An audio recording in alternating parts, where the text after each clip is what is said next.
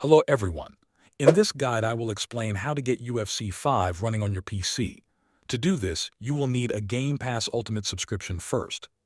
Without that, you cannot stream the game to a PC. Once you have an active Game Pass Ultimate subscription, open your browser and open the Xbox Cloud Gaming interface. Sign in using your Microsoft or Xbox account. After logging in the Cloud Gaming interface, use the search bar and type UFC 5. If the game appears, select it. Click play or start to begin streaming the game. The game does not get downloaded in the traditional sense. It runs on remote servers and streams video directly to your PC. You can use a compatible controller connected to your PC with either USB or Bluetooth. You may also use a keyboard or mouse if the game supports it. Many players also ask whether UFC 5 supports multiplayer on PC through xCloud.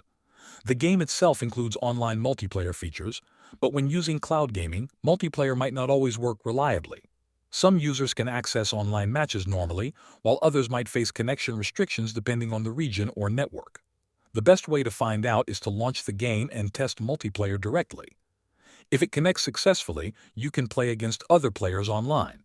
If not, the cloud service may not yet support online play for this title in your area. Thanks for watching.